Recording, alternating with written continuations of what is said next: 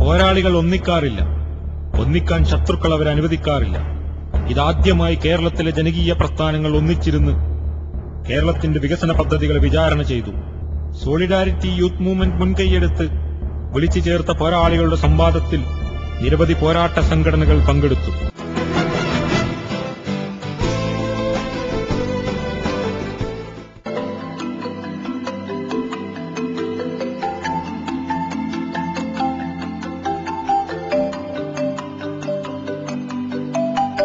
ആദിവാസി, ഇവരെ മനുഷ്യരായി അംഗീകരിക്കാൻ ആരും തയ്യാറല്ല. പിറന്നു വീണ മണ്ണ് കുടിയേറ്റക്കാർ കൈയടക്കി. അവരുടെ കാട്ടറിവുകൾ പോലും പേറ്റന്റ് ചെയ്യപ്പെട്ടു. ഭക്ഷണവും ചികിത്സയും വിദ്യാഭ്യാസവും നിഷേധിക്കപ്പെട്ടവർ. ഭരണക്കാരുടെ വാഗ്ദാനങ്ങൾ ഏറെ, ഫണ്ടുകൾ ധാരാളം. ഇതൊന്നും ആദിവാസികൾക്ക് ലഭിക്കുന്നില്ല. എല്ലാം ഇടനിലക്കാർക്ക്. അവകാശങ്ങൾ ചോദിച്ചാൽ ഭരണകൂട ഭീകരത. മുത്തങ്ങ ഒരു ഉദാഹരണം മാത്രം. ഈ മനുഷ്യർക്കു വേണ്ടി ആര് ശബ്ദിക്കാൻ? അവരുടെ ഭൂമി വീണ്ടെടുക്കണം. മാന്യമായ ചികിത്സയും വിദ്യാഭ്യാസവും ലഭ്യമാക്കണം. എല്ലാറ്റിനുമുപരി അവരെ മനുഷ്യരായി കാണണം. സോളിഡാരിറ്റി ഇന്ന് അവരുടെ പ്രതീക്ഷയാണ്. ആവശ്യങ്ങൾക്കായി അവർക്കൊപ്പം സോളിഡാരിറ്റി പോരാടും.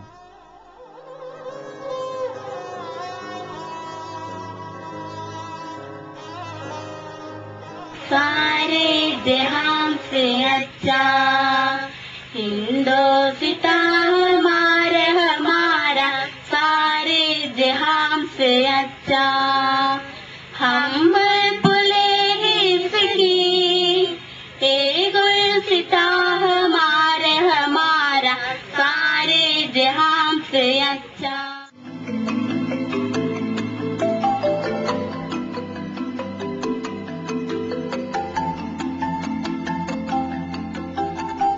ബഹുമാനപ്പെട്ട ഉദ്യോഗസ്ഥന്മാരെ ഇത്ര നമുക്ക് നമ്മുടെ ജനങ്ങള് ഇപ്പോൾ നമ്മുടെ ആദിവാസിക്ക് എന്ത് അനുകൂലം ഉണ്ടെങ്കിലും ഞങ്ങൾക്ക് മേടിച്ചു തരണം. ഞങ്ങൾക്ക് വെളിവില്ല, വെള്ളിയാഴ്ചയില്ല, അറിവില്ല.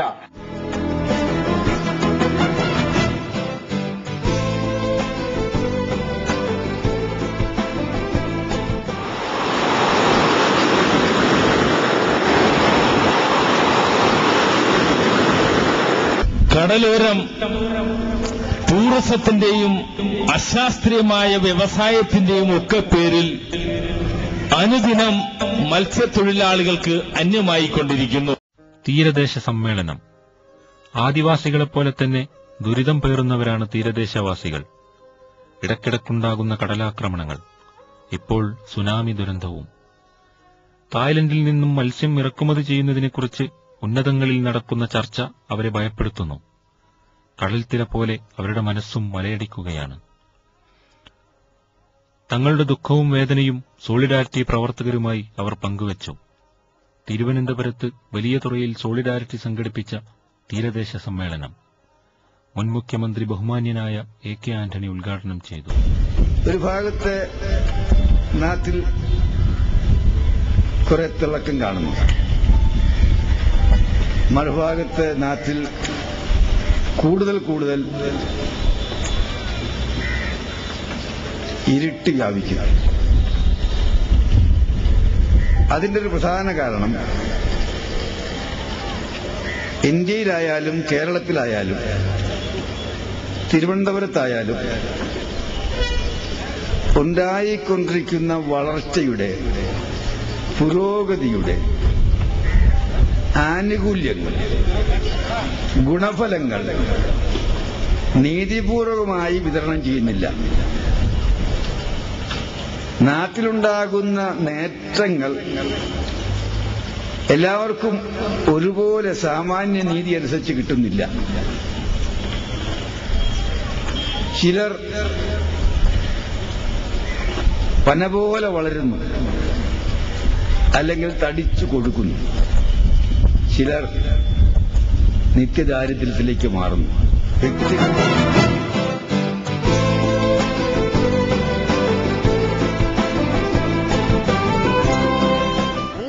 വിശ്വസിച്ചു പോയി.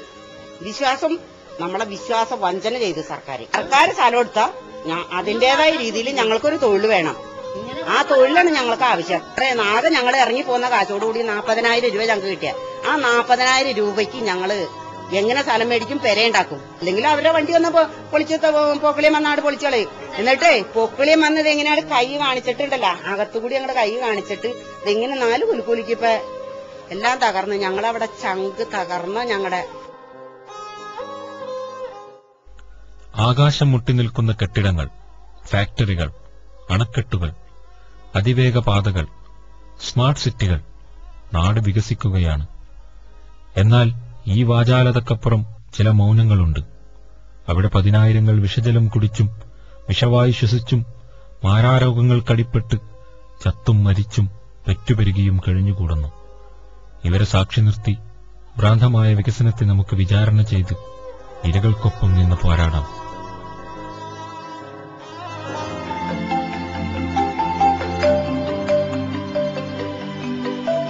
പ്രകൃതിയിൽ ഈ തലമുറകൾക്ക് മാത്രമല്ല, ലോകാവസാനം വരെയുള്ള എല്ലാ വരും തലമുറകൾക്കും വേണ്ടി നിക്ഷേപിച്ചു വെച്ചിട്ടുള്ള മഹത്തായ നിധികളും ഖനികളും ഐശ്വര്യങ്ങളും എനിക്കും എന്റെ ആൾക്കും മാത്രം വാരിക്കൂട്ടണമെന്ന ദ്വയോടുകൂടി ശാസ്ത്രത്തിന്റെ സിദ്ധികൾ ദുരുപയോഗപ്പെടുത്തിക്കൊണ്ട് ചൂഷണം ചെയ്ത് എല്ലാം വലിച്ചെടുക്കുന്ന ഒരു നിലപാടെടുത്താൽ അത് ഭാവി തലമുറയുമായുള്ള ഒരു സംഘട്ടനം.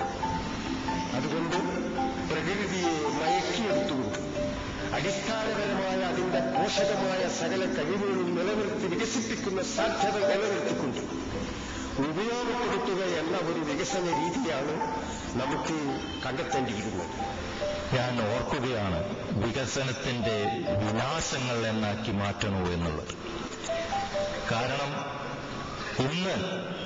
ഇന്നത്തെ ആർത്തി നിറഞ്ഞ നവമുതലാളിത്തം വികസനം വിനാശമാക്കി മാറ്റുന്ന ഒരവസ്ഥയിലാണ് നാം എത്തിക്കൊണ്ടിരിക്കുന്നത്.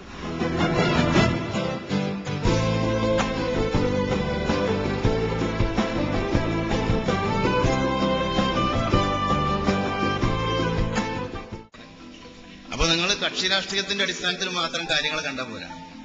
പിന്നാക്ക ധ്രുവീകരണവും മുന്നാക്ക ധ്രുവീകരണവും ഉണ്ട്. എന്നാൽ എന്തുകൊണ്ട് നടക്കുന്നില്ല എന്ന് അദ്ദേഹം ചോദിച്ചു. അവിടെ അതിന്റെ തുടക്കം തന്നെ തെറ്റാണ്. റിപ്പോർട്ട് നടപ്പിലാക്കണമെന്ന് എല്ലാ പാർട്ടികൾക്കും അഭിപ്രായമില്ല. സമൂഹത്തിന്റെ മുഖ്യധാരയിലേക്ക് കൊണ്ടുവരണം, സാമൂഹ്യ നീതി ഉറപ്പുവരുത്തുന്നതിന് ആവശ്യമായ നടപടികൾ ഉണ്ടാകണമെന്ന് ഇന്ത്യയിൽ ആദ്യമായി പറഞ്ഞൊരു പാർട്ടി ഞങ്ങളുടെ 1930 ആർട്ടിക്കിൾ 16 അനുസരിച്ച് സംസ്ഥാന ഗവൺമെന്റുകൾക്ക് OBC വിഭാഗത്തിന് ഈ കാര്യത്തിൽ ആവശ്യമായ സംവരണം കൊടുക്കാവുന്നതാണ് എന്ന് പറഞ്ഞിട്ടുണ്ട്. പിന്നെ എന്തുകൊണ്ട് എന്ന ചോദ്യത്തിന് മറുപടി കിട്ടണം. ആ മറുപടി കിട്ടാൻ വേണ്ടിയാവണം സോളിഡാരിറ്റി ഇങ്ങനെ തന്നെ ഈ ചർച്ച സംഘടിപ്പിച്ചത്. പക്ഷെ മറുപടി ഇപ്പോഴും കിട്ടിയെന്ന് വെച്ചാൽ അസംബ്ലിയിൽത്തേത് ഇവിടെയും ആവർത്തിച്ചു എന്നാണ് എനിക്ക് തോന്നിയത്. വളരെ വ്യക്തമായ ഭാഷയിൽ നരേന്ദ്രൻ കമ്മീഷൻ റിപ്പോർട്ടിന്റെ കാര്യത്തിൽ എന്ത് വേണമെന്ന് മാത്രം പറഞ്ഞില്ല, ബാക്കിയൊക്കെ പറഞ്ഞു. നമുക്ക് വേണ്ടത് എന്താണ്? എന്റെ വ്യക്തിപരമായ അഭിപ്രായം ഈ വിഷയത്തിൽ എന്റെ ഉറച്ച അഭിപ്രായം, ഇത് നടപ്പാക്കുമോ ഇല്ലയോ ഒന്ന് തുറന്ന് പറഞ്ഞു കിട്ടിയാൽ മതി. നടപ്പാക്കില്ല ഒരു കുഴപ്പമില്ല. ന്യായമായ കാരണങ്ങൾ ജനങ്ങളെ ബോധ്യപ്പെടുത്തി നടപ്പാക്കാൻ പറ്റില്ല പറയാം.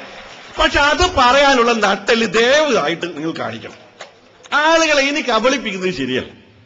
ജനാധിപത്യത്തിന്റെ ഏറ്റവും പ്രാഥമികമായ മര്യാദയാണ് തങ്ങൾക്ക് വോട്ട് ചെയ്യുന്ന ജനങ്ങളോട് ഏതെങ്കിലും ഒരു ഘട്ടത്തിൽ വെച്ച് സത്യം പറയുക എന്നുള്ളത്.